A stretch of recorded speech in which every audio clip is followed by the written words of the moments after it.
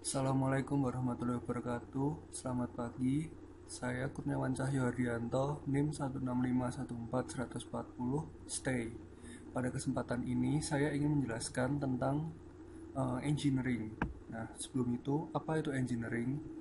Menurut Kamus Besar Bahasa Indonesia, engineering adalah penerapan kaidah-kaidah ilmu dalam pelaksanaan seperti perancangan, pembuatan konstruksi, serta pengoperasian kerangka, peralatan dan sistem ekonomis yang efisien. Dengan kata lain, engineering adalah suatu perbuatan yang dilakukan oleh seorang engineer atau rekayasawan dalam merancang dan menciptakan sesuatu untuk memudahkan kegiatan manusia berdasarkan ilmu di bidang mereka masing-masing. Nah, di era modern saat ini, engineering tentunya sangat penting. Arti penting engineering bagi masyarakat dan peradaban yaitu untuk menghadapi tuntutan perkembangan zaman yang semakin modern, sehingga masyarakat modern mudah dalam menghadapi perkembangan zaman tersebut. Nah, semakin maju perkembangan peradaban, rekayasa dalam semua bidang semakin dibutuhkan, ya itu. Dan inti dari proses engineering sendiri adalah problem solving. Apa itu problem solving? Problem solving sendiri dalam bahasa Indonesia berarti pemecahan masalah. Bisa didefinisikan problem solving itu adalah pencarian solusi yang tepat dalam menghadapi permasalahan yang terjadi. Lalu berikut ini contoh-contoh problem solving, masalah dan pemecahan masalahnya. Contohnya ada jembatan. Akses ke suatu wilayah itu terpotong atau wilayah tersebut terisolasi karena terpotong oleh sungai, danau, atau laut. Nah, dengan dibangunnya jembatan, akses untuk menuju ke wilayah yang terisolasi tersebut menjadi lebih mudah, sehingga area tersebut tidak terisolasi lagi. Persoalan tersebut merupakan persoalan pemerintah yang dibantu oleh engineering di bidang sipil untuk memperhatikan kesejahteraan masyarakatnya. Lalu ada lagi contoh mobile phone. Zaman dulu manusia berkomunikasi dengan bertatapan secara langsung. Setelah itu manusia mulai surat menyurat, kemudian ditemukan telegram, lalu ditemukanlah telepon. Nah, karena telepon kurang praktis, maka ditemukan mobile phone yang kini sangatlah praktis dapat digunakan di mana saja. Dengan adanya mobile phone, kita dapat berkomunikasi dengan orang yang jaraknya sangat jauh, dan kita dapat berkomunikasi di mana-mana. Nah, mobile phone ini merupakan persoalan yang dihadapi oleh engineer di bidang teknologi komunikasi dan untuk memajukan kualitas perkomunikasian di dunia. Lalu ada lagi, robot di pabrik pembuatan mobil. Ini salah satu hasil rekayasawan untuk memudahkan pabrik mobil dalam memproduksi mobil dalam skala besar. Nah, bila hanya menggunakan tenaga manusia, tentu saja produksi mobil tidak efektif dan tidak efisien dan hanya menghasilkan sedikit produk mobil saja. Robot di pabrik mobil ini bukan untuk menggantikan peran manusia, namun hanya memudahkan pekerjaan manusia. Nah, persoalan tersebut merupakan persoalan yang dihadapi oleh semua produsen mobil di dunia agar produksi mobilnya banyak dan mereka bisa bekerja sama dengan engineering menurut saya di bidang robotik. Lalu ada lagi pesawat Airbus 380 yang merupakan pesawat terbang komersil terbesar di dunia. Dengan adanya Airbus 380 ini, penumpang yang tertampung bisa lebih banyak, sehingga antrian di bandara tidak terlalu penuh, dan hal ini bisa menguntungkan oleh pemilik maskapai penerbangan. Persoalan ini merupakan persoalan yang dihadapi oleh pemilik maskapai penerbangan yang ingin meraup untung lebih besar, dan juga merupakan masalah para penumpang pesawat yang ingin menghemat waktu tanpa mengantri terlalu lama.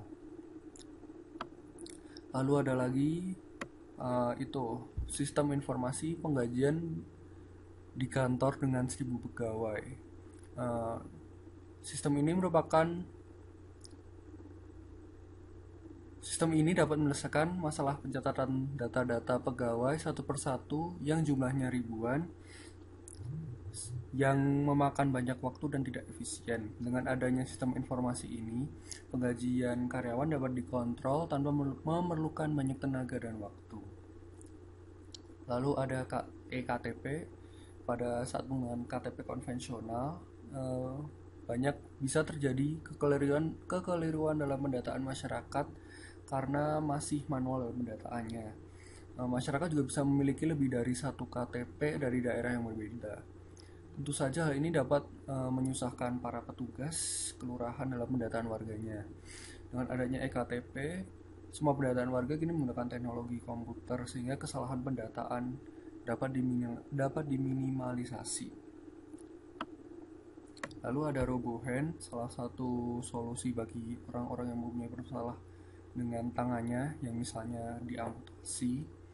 RoboHand ini bisa membantu para orang-orang yang mungkin kehilangan tangan atau tangan mereka lumpuh agar dapat merasakan manfaat dari tangan mereka lagi. Mereka bisa menggerakkan RoboHand ini selayaknya tangan mereka sendiri. Lalu ada BCI atau Brain Computer Interface yang menyelesaikan masalah yang dihadapi oleh orang-orang yang mengalami kelumpuhan dengan menyediakan perangkat untuk membantu mereka, sehingga fungsi kerja anggota tubuh mereka yang lumpuh bisa dikembalikan lagi. Dengan adanya BCI ini bisa meningkatkan kualitas hidup masyarakat yang mengalami orang-orang yang mengalami kelumpuhan sehingga mereka bisa beraktivitas juga. Jadi nggak cuman tiduran di atas kasur. Nah, contohnya menggunakan BCI ini adalah yang saya tahu Stephen Hawking yang sangat tersohor di dunia ini. Selanjutnya, engineer bekerja dan berpikir dalam kerangka metode engineering. Ada 4 karakteristik metode engineering atau rekayasa, yaitu engineering memiliki tugas untuk menganalisis, membuat model, dan memecahkan masalah. Yang kedua, engineering bekerja untuk menyederhanakan suatu sistem kompleks dengan tidak menghilangkan bagian penting dan menggunakan ilmu matematika dalam pengerjaan. Engineering berperan mengembangkan dan menggunakan simulasi dengan model matematika, itu yang ketiga. Dan yang keempat, engineering terlibat dalam pengembangan desain dan sintesis suatu produk. Nah, pada poin 4 itu, engineering terlibat dalam desain suatu produk. Apakah itu desain? Desain merupakan pola rancangan yang mendasari diciptakannya suatu benda dan harus dipersiapkan dahulu sebelum menciptakan benda tersebut agar hasilnya bisa lebih terkontrol. Dan dengan adanya desain ini, pembuatan produk, hasil akhir produk tidak akan melenceng karena sudah diperhitungkan terlebih dahulu. Lalu engineering pastinya memiliki hak untuk melindungi karya-karyanya agar tidak diklaim orang. Hak yang diatur dalam perundang-undangan ini adalah hak kekayaan intelektual. Hak kekayaan intelektual atau yang biasa dikenal dengan haki adalah hak yang timbul bagi hasil olah pikir yang menghasilkan suatu produk atau proses yang berguna untuk manusia. Dengan kata lain, haki sebenarnya adalah salah satu harta yang berhak untuk dinikmati secara ekonomis bagi pencipta suatu karya. Lalu berdasarkan World Intellectual Property Organization atau WIPO, haki dapat dibedakan menjadi 2 bagian, yaitu hak cipta. Hak cipta merupakan hak eksklusif bagi pencipta suatu karya atau hak untuk memperbanyak ciptaannya sendiri maupun orang lain dengan memberikan izin tanpa ada pembatasan menurut perundang-undangan yang berlaku. Dapat dibagi lagi menjadi hak moral dan hak ekonomi. Hak ekonomi adalah hak untuk mendapatkan manfaat secara ekonomi dari produk ciptaannya, dan hak moral merupakan hak yang telah melekat pada pencipta dan tidak dapat dihilangkan atau dihapus tanpa alasan apapun. Hak kekayaan industri. Yang kedua adalah hak kekayaan industri. Merupakan hak yang mengatur segala sesuatu tentang kepemilikan keindustrian, terutama mengenai perlindungan hukum.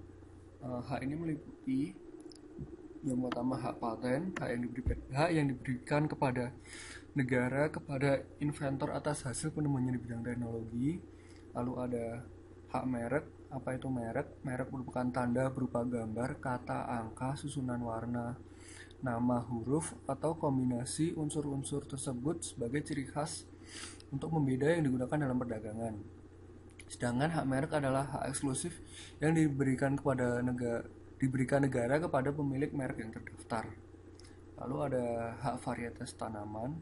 Hak perlindungan varietas tanaman ini merupakan hak khusus yang diberikan negara kepada pemulia tanaman untuk menggunakan hasil pemuliaan tanamannya sendiri.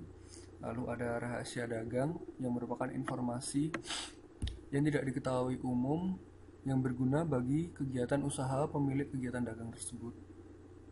Lalu ada lagi desain industri, yaitu suatu kreasi desain yang dapat diwujudkan dalam pola apapun serta dapat dipakai untuk menghasilkan suatu produk. Lalu ada desain tata letak sirkuit terpadu. Ini merupakan hak eksklusif yang diberikan negara kepada pendesain tata letak sirkuit terpadu atas kreasinya. Nah, tentu saja engineer atau insinyur memiliki peran.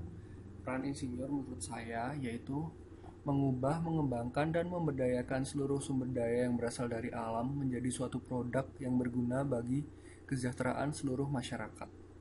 Insinyur berperan memberikan sumbangsih bagi kemajuan peradaban. Sedangkan pola kerja insinyur dan lingkupnya yakni selalu mengembangkan pengetahuan dan teknologi yang ada terus-menerus sesuai tuntutan perkembangan zaman. Mereka bekerja dengan keterampilan serta kreativitas yang dimiliki, bekerja dengan etika, dan melakukan profesi engineering yang intinya memecahkan masalah yang berkembang di tengah-tengah masyarakat. Sebenarnya dunia insinyur ini termasuk dunia yang baru untuk saya. Jadi saya masih, ya bisa dibilang saya masih awam dengan keprofesian insinyur ini. Nah, karena pengetahuan saya masih minim, jadi maaf kalau ada salah-salahnya. Nah, ini menurut saya ciri insinyur yang baik adalah sebagai berikut: memiliki kode etik dan integritas dalam bekerja sehingga tidak melanggar norma-norma yang ada di masyarakat, lalu bertanggung jawab akan pekerjaannya dan seluruh perbuatannya, memiliki keterampilan dan pengetahuan yang tinggi sehingga mampu membuat inovasi-inovasi, tidak cepat merasa puas dan selalu melakukan perbaikan ke diri ke arah yang lebih baik, dan mengutamakan kepentingan masyarakat luas. Lalu bagaimana keprofesian insinyur ini di Indonesia dan di dunia? Saya berpendapat kalau keprofesian insinyur di Indonesia menurut saya masih kurang begitu populer. Namun masyarakat menghormati orang-orang yang memiliki gelar insinyur. Indonesia tentu saja membutuhkan banyak insinyur untuk membangun negara ini sesuai dengan tuntutan perkembangan zaman. Indonesia kalau ingin maju harus banyak insinyur yang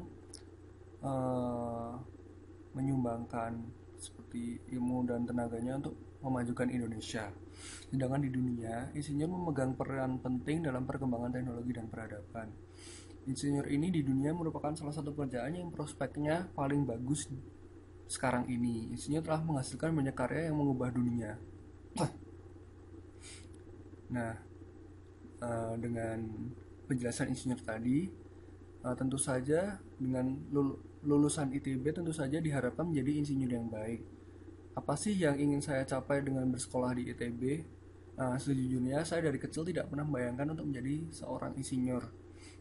Namun dengan bersekolah di ITB ini saya berharap saya bisa belajar semua seluk-beluk insinyur, dan saya berharap bisa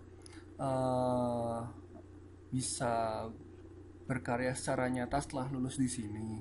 Saya ingin menjadi role model yang baik bagi masyarakat, dan saya bisa membanggakan masyarakat di sekitar saya.